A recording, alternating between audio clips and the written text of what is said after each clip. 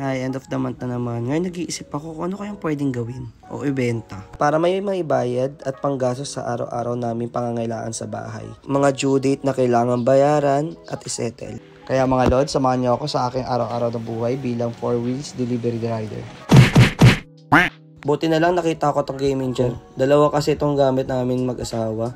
Pero itong isa kasi hindi nagagamit masyado at ito nakatambak na lang dito sa terrace. Kaya ito may mga sira na. Dahil na rin siguro sa singaw ng init kaya ayan nabakbak na yung kusa. Pero hindi naman yung nababasa din ng ulan. Kaya ito naisipan ko i-post itong gaming chair sa Facebook Marketplace. Ito si Tita Ami. Siya yung buyer natin ng gaming chair at dadalhin natin to sa kanila sa Tanawan, Quezon Province. Kaya ito, agad-agad namin tinignan ang address na binigay ni Tita. Kaya ayun na nga, nagtawag na ako agad-agad na may makakasama. Lalo pa naman sa ganito kalayo. Road trip talaga naman. Siya nga pala yung ating makakasama, si Boji. At syempre, hindi tayo pwedeng bumiyahe ng isa lang yung ating road trip. Ayun, kumuha din ako ng ating panibagong booking sa Transportify app. Syempre, sayang din sa gas kung isa lang yung ating destination. Early in the morning, ito, pick up natin sa Malabon. Patungong Dolores, Quezon Province din. Napakalayo nitong mga pinupuntahan natin. Tawagan ko na yung pick up location natin para makuha na natin ang ating i-deliver. Pinapasok na rin ako dito sa receiving. Yan, check natin kung saan, gaano kalayo habang naghihintay. Ito, nag-backing na rin ako ng sasakyan. Niload ko na yung ating mga item na i-deliver. Siyempre, ito rin yung process kung paano natin i-receive yung item. So, pipicture lang natin para i-upload sa driver's app.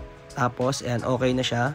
Itong booking nga naman natin is di-deliver na natin. Ito yung gaano kalayo. Grabe, 2 hours and 44 minutes ang ating babiyahihin. 113 kilometers. Ayan, nabiyahe na tayo. Palabas na ng Malabon. Dadaanan nga naman natin para mas mabilis tayo is Skyway na tayo. Sagot naman ni customer yung ating toll gate.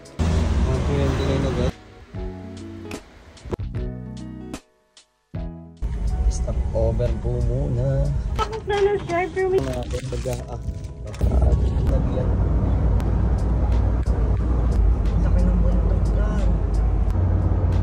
Eto, pa-exit tayo sa Tanawan. Napakamahal ang tollgate, 446 pesos. Grabe, tollgate pa lang mula Malabon hanggang Tanawan. So, mga Lods, dito tayo sa nakita natin kagabi sa mapa.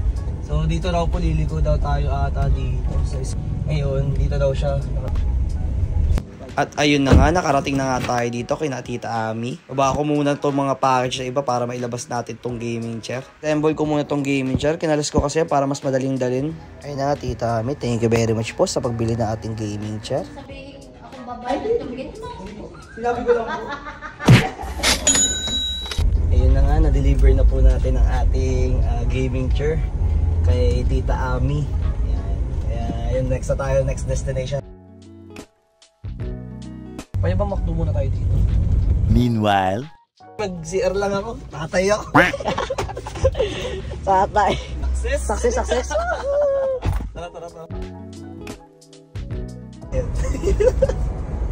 Happy ah.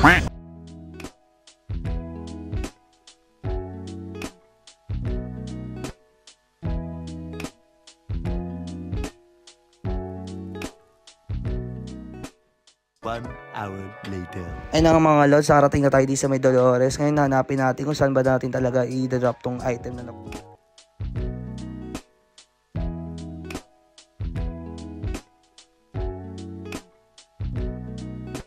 Grabe mga Lods, napakaganda dito at napakatarik ng daan. Akala ko pa nga dati, pag nasa taas ka ng lugar, mas malakas ang signal. Pero dito, bundok pero walang signal. Ito rin naging challenge ko dito sa lugar na to. Grabe, hindi namin matawagan yung customer kung saan ba siya talaga naroroon. Kaya ito, mapapansin nyo, lumagpas kami, hindi namin kasi alam kung saan siya talaga hanapin. Pas pala tayo.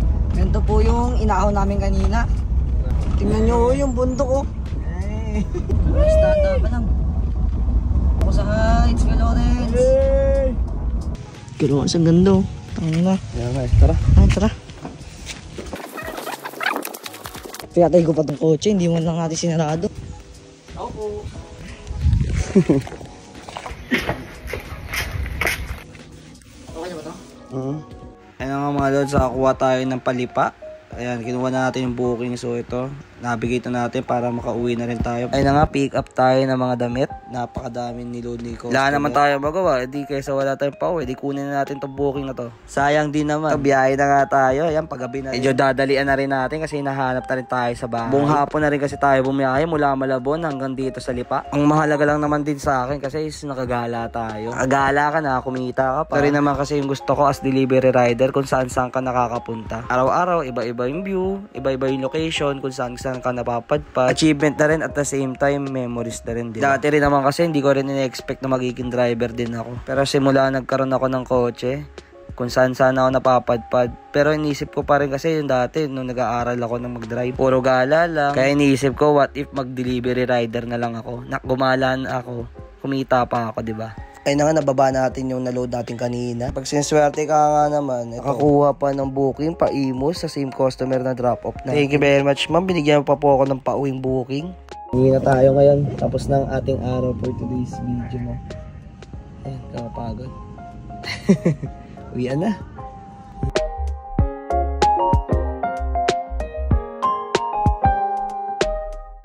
At ayun na nga, naka-arrive na tayo sa Imos. Ito, papagas muna tayo ng full tank. Naubos kasi ang ating gas. Ayan. Grabe, nakakatawa kasi ayan, full tank naman tayo. Pagod. Hindi ka tulad ng dati. Ito, sweldo. Sana all.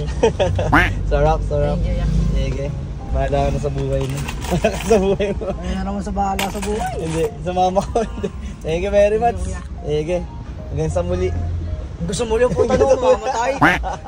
Ito yung mga manood. Salamat sa panonood.